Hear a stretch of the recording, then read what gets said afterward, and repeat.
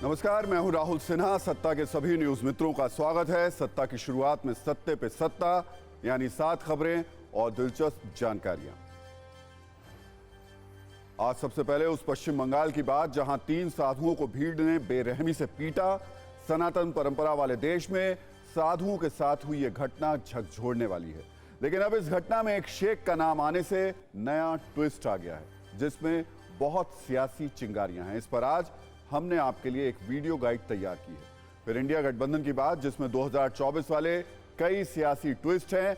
आज भी इंडिया गठबंधन की एक बैठक हुई जिसमें इस अलायंस के कई बड़े नेता नहीं पहुंचे, लेकिन जिन लोगों के बीच मंथन हुआ उससे भी कई दिलचस्प खबरें बाहर आई हैं। इस पर भी सत्ता की कुंजी आपके लिए तैयार है। फिर गोरखपुर की गीता प्रेस के सामने एक नई चुनौती की खबर देखेंगे।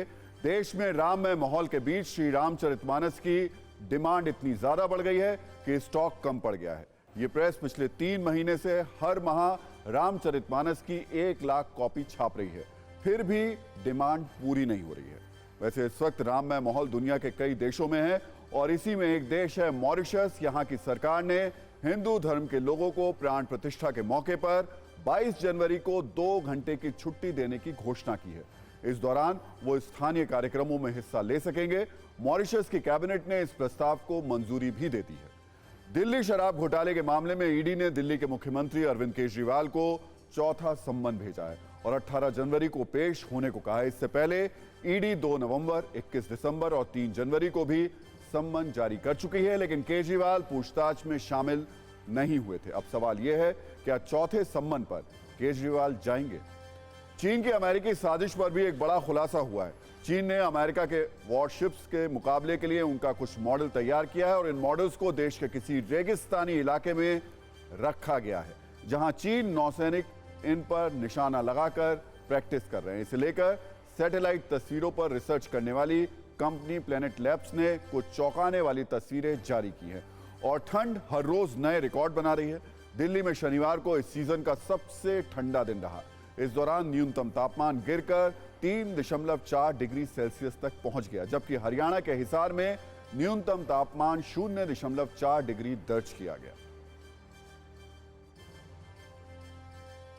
सत्ता में आज हम सबसे पहले आपको एक ऐसी खबर दिखाने जा रहे हैं जिसे देखने, सुनने और समझने के बाद आपको गुस्सा आ सकता है।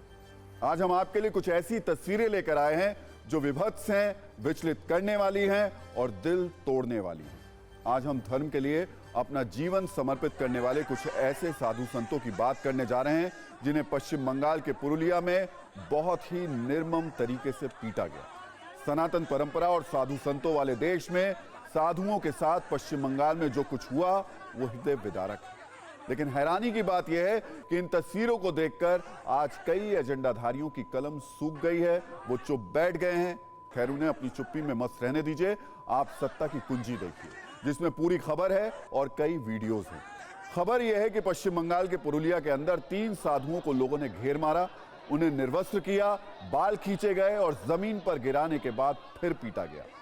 ये साधु रहम की भीख मांगते रहे, लेकिन इनमें से एक भी शख्स को इन पर दया नहीं आई। जिस देश में साधु संतों को पूजा जाता है, उसी देश के एक राज्य से लाठियों से, डंडों से, हाथों से और लातों से साधु संतों को मारा गया और इन साधुओं का गुनाह सिर्फ इतना था कि ये रास्ता भूल गए थे। यूपी के 3 साधु मकर संक्रांति पर गंगा सागर मेले में जा रहे थे, लेकिन पुरुलिया में कुछ लोगों से इन्होंने रास्ता पूछने की गलती कर दी। दावा है इसके बाद स्थानीय लोगों ने उन्हें अपहरण करने वाला समझ लिया और एक अफवाह के बाद इन्हें कितनी बेरहमी से मारा गया, इस पर हम ऐसी वीडियो कुंजी आपको दिखाते हैं जो किसी को भी विचलित कर सकती है। सबसे पहला वीडियो 20 सड़क का है, जहां भीड़ इन साधुओं पर भेड़ियों की तरह टूट पड़ी।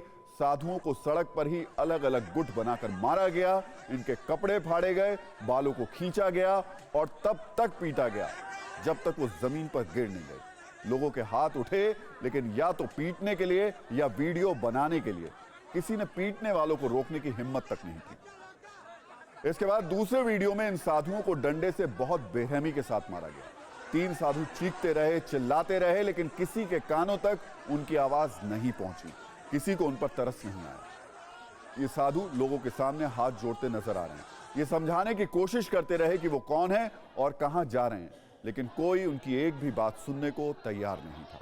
साधुओं को पीटने के बाद लोगों ने उस गाड़ी पर भी अपना गुस्सा निकाला जिससे ये साधु गंगा सागर जा रहे थे। बड़े बड़े डंडों से पहले गाड़ी के शीशे तोड़े गए और इसके बाद गाड़ी को पलट दिया गया। ये सब कुछ देखने के बाद आज महाराष्ट्र के पालघर का वो मंजर भी जहन में ताजा हो गया जब वर्ष 2020 में महाराज कल्पवृक्ष गिरी और सुशील गिरी महाराज के साथ उनके ड्राइवर को भीड़ ने पीट पीट कर मार डाला था। और अब बंगाल में लोकतंत्र पर हावी भीड़ तंत्र की ये तस्वीर दिल दहला रही है। हालांकि इस पर पुलिस की थ्योरी को भी सुनना जरूरी है। पुलिस के मुताबिक जिस वक्त तीनों साधु गंगा सागर मेले में जा रहे थे उस वक्त काशीपुर रोड के पास इन्होंने कुछ लड़कियों से रास्ता पूछा, लेकिन भाषा की वजह से कुछ गलतफहमी हो गई। लड़कियों को लगा ये साधु उनका पीछा कर रहे हैं। इसके बाद कुछ लोगों ने साधुओं की गाड़ी रोक ली और फिर भीड़ ने मिलकर साधुओं पर हमला कर दिया। हम लोग इधर से जा रहे थे गंगा सागर के लिए, तो इधर से कुछ महिलाएं साइकिल से जा रही थीं। अब ये प्रभु की कृपा जो कि हमको देख करके वो कुछ भयभीत यानी डर गई। जैसे ही गांव में पहुंचे, गांव वालों ने हमको रोक लिया। जब रोक लिया तो हमने कहा भाई क्या बात है कि कुछ समय रुकिए। इतने में ही भगवान जाने बोली हमारी समझ में नहीं आ रही थी, वो 10, 20, 50, 100, 200 एकदम आदमी इकट्ठे हो गए और हम लोगों को मारने लगी। जब मारने लगे उन्होंने कहा कि आपने महिलाओं को पकड़ा है। हमने नहीं पकड़ा है, न महिलाओं से हमारी कोई बात हुई है।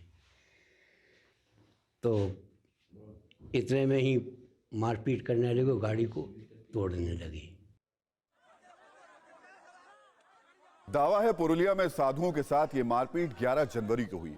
आज सबसे पहले बंगाल बीजेपी के अध्यक्ष सुकांत मजूमदार ने इसका वीडियो शेयर किया और बंगाल की इस घटना के जरिए पालघर की याद दिलाई। जब मामला बढ़ा तो पुलिस एक्शन में आई और 12 लोगों को गिरफ्तार भी कर लिया गया। लेकिन इस वारदात के बाद देश के साधु संतों में बहुत गुस्सा है, इसलिए सबसे पहले हम आपको इस पर एक रील दिखा देते हैं।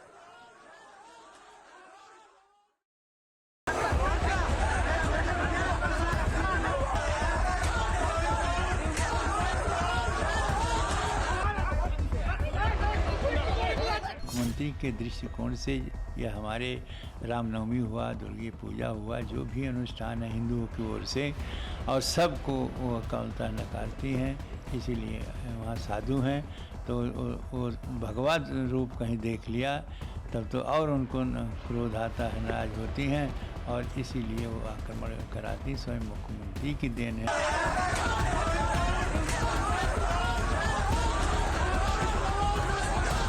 अब ममता जी के अत्याचारों का को समाप्त होना है।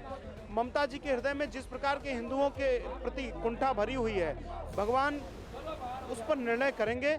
और अभी जो घटना हुई है दुर्भाग्य का विषय, उसकी जितनी निंदा की जाए कम है। प्रत्येक हिंदू आहत है इस घटना को सुनकर देखकर। इस नाते भगवान से मैं प्रार्थना करता हूं कि अब उनका समूल विनाश होना चाहिए।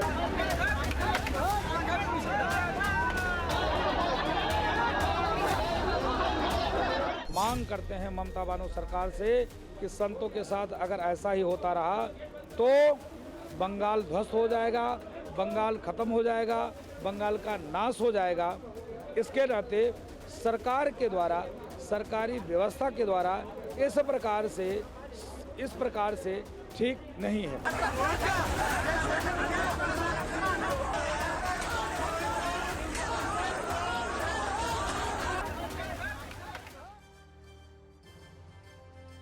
अब इस खबर में बंगाल में बीजेपी और टीएमसी पर जंग शुरू हो गई है और इस जंग में सियासी बयानबाजियों की नई चिंगारियां हैं। बीजेपी पूछ रही है कि आखिर ममता बनर्जी के बंगाल में हिंदू बार बार टारगेट क्यों किए जा रहे हैं। जवाब में टीएमसी का कहना है कि यह सरकार को बदनाम करने की एक साजिश है।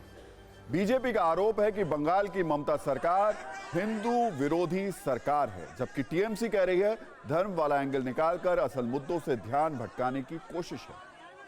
हालांकि इस बीच पुरुलिया से बीजेपी के सांसद ज्योतिर्मय सिंह महतो ने बहुत बड़ा दावा किया है, उसे भी सुनना बहुत जरूरी है। ज्योतिर्मय महतो के मुताबिक साधुओं की मारपीट के पीछे शेख अनवर नाम के एक शख्स का हाथ है जो एक सिविक वॉलंटियर है और उसी ने भगवा कपड़ा देखने के बाद साधुओं को लेकर गलत अफवाह फैलाई, जिसके बाद भीड़ बेकाबू हो गई। यानी बीजेपी के मुताबिक पुरुलिया में साधुओं की इस पिटाई में शेख का हाथ है। बीजेपी कह रही है यही असली बंगाल है, जहां हिंदुओं को हिंदू होने की सजा मिल रही है।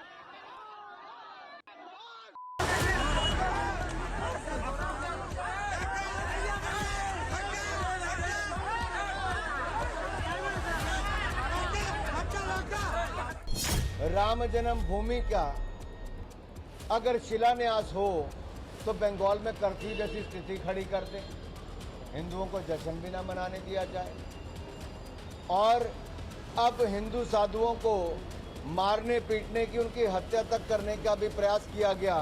इस तरह की घटनाएं सामने आई और राज्य की सरकार मूक दर्शक बन के बैठी रही। इन साधुओं के ऊपर संदेह किए वहाँ के जो स्थानीय जो रहते हैं निवासी, उनको संदेह हुआ उनके ऊपर, क्योंकि वो 3 लड़कियों को ले जा रहे थे, उस गांव के लड़कियों को ले जा रहे थे। इस संदेह पे वहाँ के गांव के लोगों ने उनकी पिटाई की।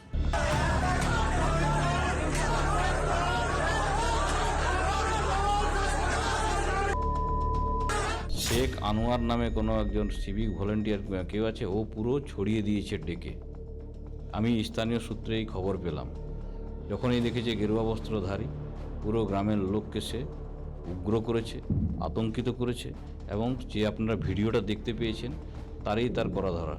ये अमित मालवीय कौन है? ये बीजेपी का आईटी सेल का चीफ है और बंगाल का को इंचार्ज है। हमने इनको देखा था 2021 असेंबली चुनाव को पहले 7 स्टार होटल में बैठे बैठे फॉल्स र्यूमर्स स्प्रेड किए थे सोशल मीडिया में। हमने देखा था दूसरा स्टेट का कोई इंसिडेंट को लेके वो बंगाल का स्टेट का इंसिडेंट बोल के ये पब्लिसिटी करने का प्रयास भी किया था।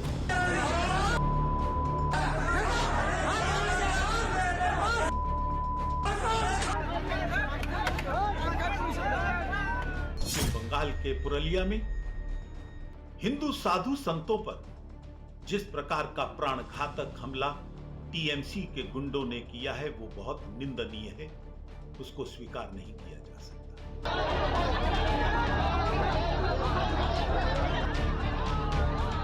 अंडरस्टैंडिंग हुआ है, ये लड़की लोग सोचने लगी कि उनको कोई पीछा कर रहा है या कुछ कर रहे हैं, तो ये ह्यूमन क्राइम किया। तो लोकल पब्लिक आ गई और उनको घेर के घोड़ांगी का जो दुर्गा मंदिर का पास उन लोगों को लेके गया, गाड़ी को वेंडलाइज किया एंड इनको साधु लोगों को मैन हैंडल किया। कोई सुरक्षित नहीं है पश्चिम बंगाल में, ये कानून व्यवस्था की स्थिति हो चुकी है। सवाल ये भी बनता है कि क्या इतनी नफरत, जय श्री राम से इतनी नफरत कि उनको गिरफ्तार कर देंगे? क्या इतनी नफरत हो चुकी है हिंदू होने से कि अगर कोई साधु संत जा रहे हैं तो उनको गुंडे पीट लेंगे, मार लेंगे?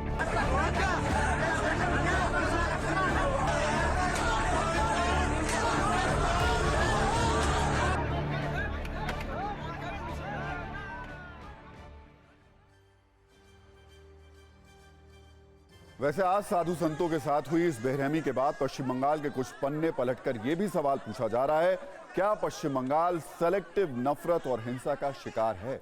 बीजेपी भी कुछ ऐसे ही आरोप लगा रही है, तो इसका आधार है हाल फिलहाल में हुई 3 ऐसी घटनाएं जो बंगाल सरकार की नीति और नियत पर सवाल उठाती हैं। इनमें सबसे पहली घटना 11 जनवरी को साधु संतों के साथ हुई मारपीट है।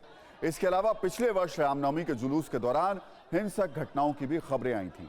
वहीं तीसरी तस्वीर वर्ष 2021 की है, जब ममता बनर्जी के सामने जय श्री राम के नारे लगाए गए, जिस पर ममता भड़क गई थी।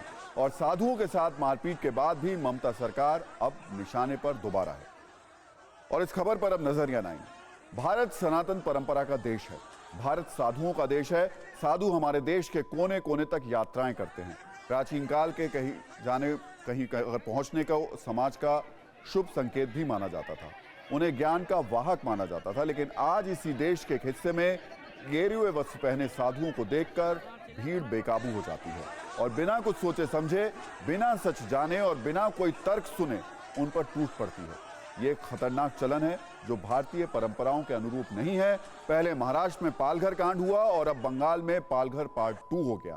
हमारी न्यूज मित्रों से अपील है, इसे एक ट्रेंड न बनने दें और ऐसी घटनाओं का विरोध जरूर करें। इस गंभीर और चिंताजनक खबर के बाद खबरों का मूड थोड़ा बदलते हैं और आपको बताते हैं कि हिंदुस्तान के करोड़ों लोग कैसे राममय हो चुके हैं। ये सिर्फ दावा नहीं है, बल्कि ये आंकड़ों वाला सच है। जैसे जैसे अयोध्या में रामलला की प्राण प्रतिष्ठा का वक्त करीब आ रहा है, देश के राम भक्तों और हिंदू धर्म में श्रद्धा रखने वाले करोड़ों लोगों का जोश हाई हो रहा है और रामचरितमानस की रिकॉर्ड खरीदारी हो रही है। यह शुभ समाचार आया है रामचरितमानस छापने वाली विश्व प्रसिद्ध गीता प्रेस से। अयोध्या में प्राण प्रतिष्ठा से पहले रामचरितमानस की डिमांड रिकॉर्ड स्तर तक पहुंच गई है। पिछले 50 वर्षों का रिकॉर्ड टूट गया है। आलम यह है कि अब स्टॉक भी खत्म हो चुका है। रामचरितमानस, सुंदरकांड और हनुमान चालीसा की डिमांड काफी बढ़ गई है। गीता प्रेस के मैनेजर कह रहे हैं कि पहले हर महीने गीता प्रेस करीब 75,000 कॉपी छापता था और हमेशा स्टॉक बचा रहता था। अयोध्या में प्राण प्रतिष्ठा की तारीख के ऐलान के बाद से हर महीने अब 1 लाख कॉपी छापी जा रही हैं। इसके बावजूद कोई स्टॉक नहीं बच रहा है। अनुमान लगाया जा रहा है कि आज की तारीख में गीता प्रेस से हर महीने करीब 1.5 लाख प्रतियों की डिमांड हो रही है। पिछले 3 महीनों की बात करें तो अक्टूबर, नवंबर और दिसंबर में रामचरितमानस की 3,27,000 प्रतियां छपी थी, लेकिन ये सभी बिक चुकी हैं। इन 3 महीनों में सिर्फ हनुमान चालीसा की 13,50,000 प्रतियां छपी, लेकिन अब इसका भी स्टॉक खत्म होने वाला।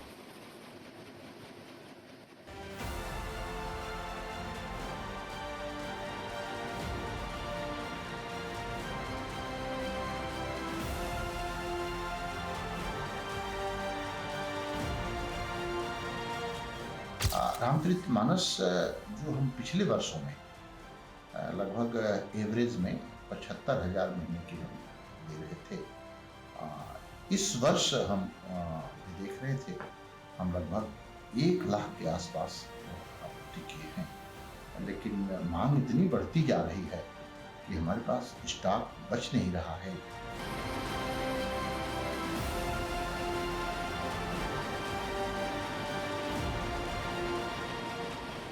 आध्यात्मिक जो लोगों की मांग है उसकी पूर्ति करने में लगे हुए हैं, लेकिन वर्तमान समय तो यही है कि अत्यधिक मांग के कारण से हम पर्याप्त पूर्ति नहीं कर पा रहे हैं। जयपुर से 50,000 प्रतियों का हमारे पास आया कि हमको 50,000 प्रतियां चाहिए। दिल्ली में समर्थता व्यक्त करनी।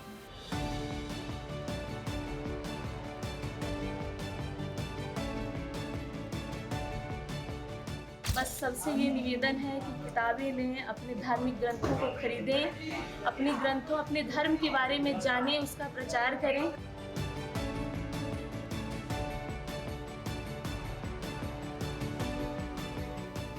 ये मांग बढ़ती ही जा रही है और लग रहा है कि 22 जनवरी के बाद जब भीड़ चलेगी वहाँ, तो इसमें मांग और बढ़ जाएगी, क्योंकि फिर उस समय लोग सोचते हैं कि हम आए हैं दर्शन करने के लिए, तो एक रामचरितमानस कम से कम घर में प्रसाद के रूप में लेके चलें।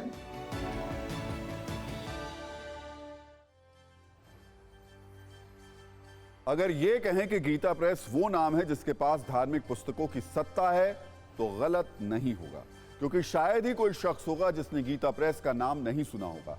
आप चाहे किसी भी राज्य में रह रहे हो, किसी भी शहर में रह रहे हो, किसी भी जिले में रह रहे हो, या वहां ऐसे सैकड़ों घर आपको मिल जाएंगे जहां गीता प्रेस से छपी धार्मिक पुस्तकों की खास जगह है।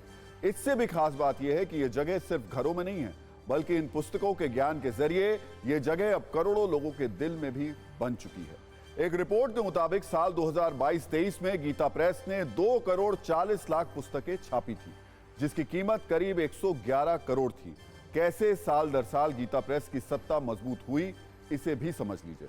इससे पहले साल 2021-22 में गीता प्रेस ने 77 करोड़ रुपए की पुस्तकें छापी थी, मतलब इसके कारोबार में एक साल में 34 करोड़ का इजाफा हुआ। साल 2023 तक जब गीता प्रेस ने स्थापना के 100 साल पूरे किए, तब तक 41 करोड़ 70 लाख पुस्तकें छाप चुका था। आज की तारीख में इसकी डिमांड इतनी ज्यादा है कि गीता प्रेस सिर्फ 75% पुस्तकें ही उपलब्ध करा पा रही। गीता प्रेस में हिंदू धार्मिक किताबों की छपाई होती है, जिसमें श्रीमद् भागवत गीता, रामायण, पुराण, उपनिषद प्रमुख हैं। इसके अलावा सूरदास के साहित्य छपते हैं। इसके इतिहास की बातें करें तो गीता प्रेस की स्थापना 1923 में हुई थी। 1939 में इसने पहली बार रामचरितमानस का प्रकाशन किया था। रामचरितमानस कुल 10 भाषाओं में प्रकाशित होती है। रामचरितमानस के 7 अलग अलग कांड हैं और सभी की बाजारों में काफी मांग है। सबसे ज्यादा डिमांड सुंदर कांड की होती है। गीता प्रेस में छपी पहली किताब की कीमत 1 रुपए थी। स्थापना के 3 साल बाद प्रेस ने मासिक पत्रिका निकालने का फैसला किया। इस पत्रिका में महात्मा गांधी ने भी लेख लिखा। गीता प्रेस एक ट्रस्ट के तौर पर काम करता है। इसका मकसद फायदा कमाना नहीं है, बल्कि लोगों तक धार्मिक किताबें पहुंचाना है। गवर्निंग काउंसिल इस संस्था का मैनेजमेंट संभालती है। गीता प्रेस का खर्च समाज के लोग उठाते हैं। ये लोग छपाई में लगने वाले सामान किफायती कीमतों में उपलब्ध करवाते हैं। गीता प्रेस लगातार खुद को अपडेट करता रहता है। यहां जर्मनी और जापान की हाईटेक मशीनों पर छपाई होती है। तो ये तो आपने देखा कैसे पूरे देश में भगवान राम की गूंज है, भगवान राम से जुड़ी पुस्तकें खरीदने की होड़ है। अब आपको बताते हैं कैसे दुनिया के दूसरे देशों में रामलला की प्राण प्रतिष्ठा का इंतजार है। वैसे तो कई देशों में प्राण प्रतिष्ठा समारोह का इंतजार है, लेकिन एक देश ऐसा है जहां इस मौके पर सरकारी छुट्टी घोषित कर दी गई है। मॉरिशस की सरकार ने राम मंदिर प्राण प्रतिष्ठा कार्यक्रम के मौके पर 22 जनवरी को हिंदू धर्म मानने वाले कर्मचारियों के लिए 2 घंटे की छुट्टी की घोषणा की है। मॉरिशस की कैबिनेट ने शुक्रवार को इस प्रस्ताव को मंजूरी दे दी। 2 घंटे की छुट्टी के दौरान स्थानीय कार्यक्रमों में वो भाग ले सकेंगे। मॉरिशस कैबिनेट की तरफ से कहा गया कि 22 जनवरी को अयोध्या में राम मंदिर का उद्घाटन एक ऐतिहासिक घटना है। यह अयोध्या में भगवान राम की वापसी का प्रतीक है। इसी बात को ध्यान में रखते हुए 22 जनवरी को दोपहर 2 बजे से हिंदुओं को 2 घंटे की विशेष छुट्टी दी जाएगी। मॉरिशस के प्रधानमंत्री प्रविंद कुमार जुगनाथ ने कैबिनेट के इस फैसले पर कहा कि यह भावनाओं और परंपराओं का सम्मान करने के लिए एक छोटी सी कोशिश है। आप 60 सेकंड के वीडियो में देखिए कैसे मॉरिशस के नेशनल चैनल पर इसकी घोषणा की गई। सत्ता में हम आपको अमेरिका के शहरों में गली गली लगी राममयी होर्डिंग भी दिखा चुके हैं। कैसे अमेरिका में कहीं कार रैली आयोजित की जा रही है तो कहीं पर अयोध्या राम मंदिर की तस्वीर छपी है। अब मॉरिशस सरकार के इस फैसले ने यह साबित कर दिया कि कैसे दुनिया के दूसरे देशों में भी राम भक्तों की अच्छी खासी संख्या है। मॉरिशस की बात करें तो अफ्रीकी देश मॉरिशस में हिंदू सबसे बड़ा धर्म है। साल 2011 के सेंसस के मुताबिक मॉरिशस में करीब 48.5% आबादी हिंदू है। यह अफ्रीका का एकमात्र ऐसा देश है जहां इतनी बड़ी संख्या में हिंदू रहते हैं। हिंदुओं की आबादी के मामले में मॉरिशस भारत और नेपाल के बाद तीसरे नंबर पर आता है। आपको बता दें, रामायण के आध्यात्मिक, सामाजिक और सांस्कृतिक मूल्यों के प्रचार प्रसार के लिए मॉरिशस गणराज्य की नेशनल असेंबली ने वर्ष 2001 में एक अधिनियम पास किया था। दुनिया भर में भगवान राम के निशान हैं, प्रमाण हैं, भक्ति हैं। ये धर्म के बड़े जानकार संत मानते भी हैं और इसकी तस्वीर हर दौर में दुनिया ने देखी भी। विश्व में बहुत शहर में, समझिए न्यूयॉर्क में, लॉस एंजलिस में, सैन फ्रांसिस्को में, लंदन में, पेरिस में, सिडनी में, ऐसा पूरा विश्व में श्रील प्रभुपाद जी ने भगवान राम और भगवान कृष्ण का मंदिर स्थापन किया है। सब जगह पर भगवान राम और भगवान कृष्ण का बारे में प्रचार करते जा रहा है। हम हरिनाम संकीर्तन करते जा रहा है और प्रसाद भी वितरण करते जा रहा है। तो हर एक मंदिर में पूरा विश्व में हमारा इस्कॉन का तरफ से हर एक मंदिर में हम लोग एक्चुअली पूरा ये दिवाली जैसा हर एक इस्कॉन मंदिर में बनाया जा रहा है। और हर एक जगह पर भी हम लोग हरिनाम संकीर्तन भी कर रहा है। पूरा जो भी सिटी है वो सिटी में जाकर के हम लोग हरिनाम संकीर्तन भी कर रहे हैं। ऐसा हम लोग ये राम मंदिर का प्राण प्रतिष्ठा के बारे में बहुत अच्छा खुश का बात है। हम लोग सब जगह पर भगवान राम जी को हम लोग पूजा कर रहे हैं और सब भक्त लोगों के लिए हम लोग सेवा कर रहे हैं। वैसे श्री राम और उनकी कथा लोकल नहीं ग्लोबल है और रामलला की प्राण प्रतिष्ठा की तारीख करीब आते आते श्री राम को लेकर ग्लोबल उत्साह देखने को मिल रहा है। आपको बता दें, दुनिया भर में 300 से ज्यादा रामायण लिखी गई हैं। इसके अलावा कोई 2500 लोक कथाएं रामकथा से जुड़ी हैं। इनमें से 30 ग्रंथ तो सर्वमान्य हैं। काल अलग है, जगह अलग हैं, रचयिता अलग हैं, भाषा अलग है, लेकिन राम एक ही है। सबके अपने अपने राम हैं। दुनिया के 70 से ज्यादा देशों में रामकथा की जड़ें गहरी हैं। आज भारत के अलावा जिन देशों में हिंदू बचे हैं, वहां सनातन को कायम रखने में रामायण और रामचरितमानस की बड़ी भूमिका है। मॉरिशस, जहां 2 घंटे की सरकारी छुट्टी दी गई है, वहां की बात करें तो साल 1968 में मॉरिशस आजाद हुआ और उसके बाद से वहां सारे प्रधानमंत्री हिंदू ही बने। अनिरुद्ध जगन्नाथ सबसे लंबे समय तक प्रधानमंत्री रहे। वो प्रधानमंत्री रहते हुए अपने पूर्वजों की जड़ें खोजने भारत आए थे। रामायण के आध्यात्मिक, सामाजिक और सांस्कृतिक मूल्यों के प्रचार प्रसार के लिए मॉरिशस गणराज्य की नेशनल असेंबली ने वर्ष 2001 में एक अधिनियम भी पास किया था। इसी तरह सिंगापुर और सूरीनाम जैसे कई देशों में भारतवंशी शीर्ष पर है। इन देशों में मानस ही सनातन की वाहक है। भारत की सीमा से बाहर नेपाल, इंडोनेशिया, थाईलैंड, चीन, मंगोलिया, जापान, कोरिया जैसे देश हैं। मध्य अमेरिका के भी कई देश हैं जहां मर्यादा पुरुषोत्तम श्री राम के कथा सूत्र पूरी प्रामाणिकता के साथ मौजूद हैं। इन देशों की लोक संस्कृति, साहित्यिक ग्रंथ, शिलालेख, सिक्के और पुरातात्विक अवशेष श्री राम की ग्लोबल स्वीकार्यता के सूचक है। 90% मुस्लिम आबादी वाले इंडोनेशिया पर राम की जीवन गाथा की गहरी छाप है। रामकथा वहां की सांस्कृतिक विरासत का अभिन्न हिस्सा है। जिस तरह भारत में राम की नगरी अयोध्या है, वैसे ही इंडोनेशिया में योग्या है, जहां का राष्ट्रीय चिन्ह गरुड़ है। यहां की रामायण काकबिन 26 अध्यायों का एक विशाल ग्रंथ है। कहा जाता है इंडोनेशिया के पहले राष्ट्रपति सुकर्णो के समय में पाकिस्तान का एक प्रतिनिधिमंडल इंडोनेशिया की यात्रा पर था। उस प्रतिनिधिमंडल के लोग इससे हैरान थे कि एक इस्लामी गणतंत्र में रामलीला का मंचन क्यों होता है। उनके सवाल पर सुकर्णो बोले, भले ही इस्लाम हमारा मजहब है, पर राम और रामायण हमारी संस्कृति है। थाईलैंड की राजधानी बैंकॉक के राजभवन परिसर के दक्षिणी किनारे पर वाट पो या जेतुबन विहार है।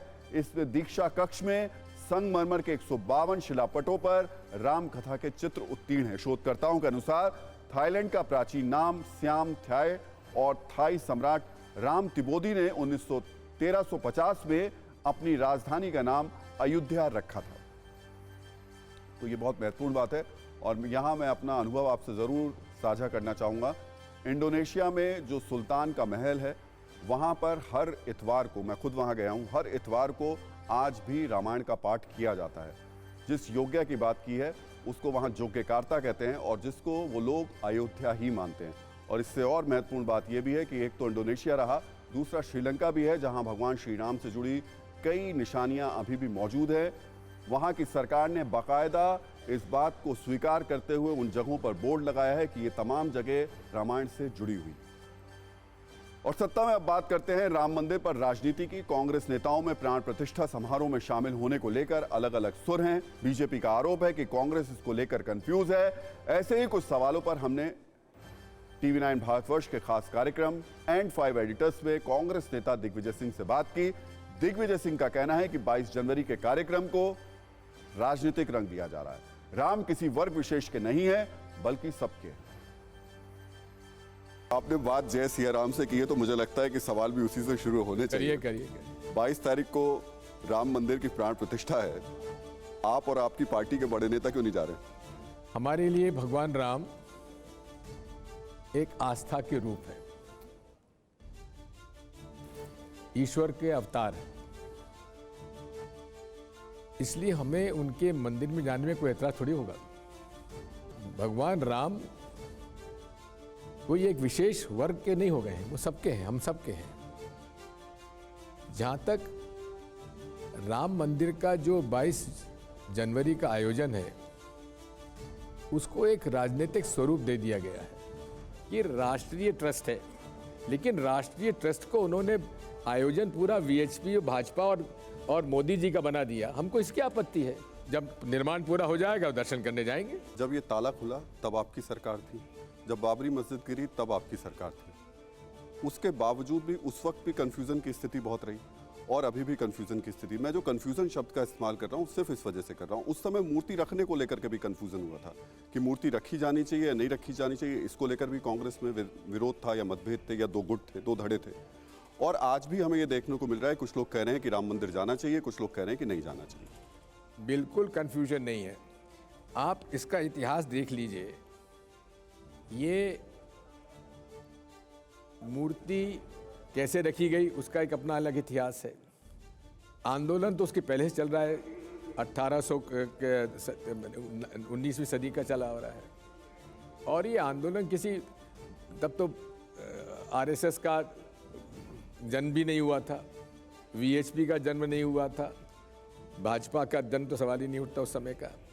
तो उस समय से वहाँ के इस बारे में विवाद चलता रहा है, नंबर 1। नंबर 2, जो विवादग्रस्त जगह पर ताला लगा वो उस समय लगा जबकि मूर्ति रख दी गई। कोर्ट का आदेश था, चलता रहा। और जब ताला खुला तो कोर्ट के आदेश से खुला, कोई कांग्रेस पार्टी ने नहीं खुलवाया। नहीं, अब मैं यहाँ यही आपसे मैं थोड़ा सा आप इत्तेफाक कुछ नहीं भी रखता। कहें, लेकिन फैक्ट ये है मैं थोड़ा सा आपको इस पर बता देता हूँ। कोर्ट में सुनवाई चल रही थी। कोर्ट में हर साल सरकार की तरफ से कहा जाता था कि लॉ एंड ऑर्डर की समस्या है, इस वजह से ताला नहीं खुल पाएगा। जिस साल सरकार की तरफ से, यानी आपकी सरकार की तरफ से कोर्ट में ये कहा गया कि ताला खोल दीजिए, हमें कोई दिक्कत नहीं है, लॉ एंड ऑर्डर की कोई दिक्कत नहीं होगी, तब कोर्ट ने यह फैसला सुनाया। मैंने कहा कोर्ट का ही फैसला हुआ ना, लेकिन आपकी सरकार ने ये बता दिया था कि हमारे को दिक्कत नहीं है। मैं आपसे वो बात नहीं कर रहा, उसके बावजूद भी कोर्ट तो मना कर सकता था। पर आपकी सरकार के कहने पे बात वही है कि कोर्ट का फैसला था, कोई पार्टी का सरकार का फैसला नहीं था। एक दूसरा, जो शिलान्यास की बात थी, शिलान्यास कोई विवादित भूमि में नहीं हुआ था, जो गैर विवादित भूमि थी उसके अंदर हुआ था।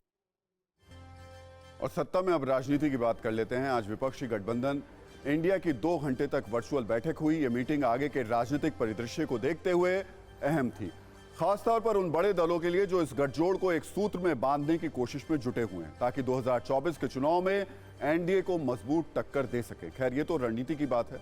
आगे हुआ क्या, ये हम आपको सत्ता की राजनीतिक कुंजी के जरिए समझा देते हैं। आज की बैठक से 3 बड़ी बातें सामने आई। पहली ये कि मल्लिकार्जुन खड़गे इंडिया के चेयरपर्सन होंगे। फिलहाल ये सूत्रों के हवाले से जानकारी है। दूसरी बात यह कि बिहार के मुख्यमंत्री नीतीश कुमार ने खुद को संयोजक बनने का जो उनका प्रस्ताव दिया गया था उसको ठुकरा दिया। इसकी भी पूरी कहानी आपको आगे बताएंगे। तीसरी और सबसे अहम बात यह कि आज की बैठक से ममता बनर्जी, अखिलेश यादव और उद्धव ठाकरे तीनों वहां पर मौजूद नहीं थे, ना ही इनका कोई प्रतिनिधि वर्चुअल बैठक में शामिल हुआ। इसकी वजह चाहे जो भी हो, लेकिन ऐसे वक्त में संकेत बड़े हैं। हालांकि मीटिंग खत्म होने के बाद पुणे में शरद पवार ने कहा कि इंडिया गठबंधन के सदस्यों के बीच संयोजक की नियुक्ति को लेकर कोई विवाद नहीं है। लोकसभा चुनाव के लिए चेहरे को लेकर पवार ने कहा कि गठबंधन को वोट मांगने के लिए किसी एक चेहरे को पेश करने की जरूरत नहीं है, क्योंकि नेता कोई भी हो सकता है। यह इलेक्शन रिजल्ट घोषित होने के बाद चुना जाएगा। लेकिन आज इस बैठक में नया ट्विस्ट नीतीश कुमार के एक इनकार के बाद आया। सूत्रों के मुताबिक इस मीटिंग में नीतीश कुमार को संयोजक बनाने का प्रस्ताव दिया गया था, जिसे खुद उन्होंने ठुकरा दिया। इसकी पुष्टि बिहार के मंत्री संजय झा ने भी की है। इंडिया की बैठक में नीतीश कुमार ने कहा कि कोई कांग्रेस से ही इंडिया गठबंधन का संयोजक बने। नीतीश कुमार ने मीटिंग में यह भी कहा कि किसी भी पद में मेरी कोई दिलचस्पी नहीं है। नीतीश के मुताबिक इस वक्त इंडिया गठबंधन में सीट शेयरिंग ही सबसे बड़ी चुनौती है। नीतीश कुमार चाहते हैं कि जमीनी स्तर पर इंडिया गठबंधन मजबूत हो और बीजेपी गठबंधन से मुकाबला कर सके। तो देखिए, सत्ता में आज का टाइम खत्म हो गया, लेकिन अपने सभी न्यूज मित्रों से हमारी न्यूज रिक्वेस्ट है कि सत्ता की रील्स को ज्यादा से ज्यादा शेयर करें और अपने सुझाव हमें व्हाट्सएप जरूर करें।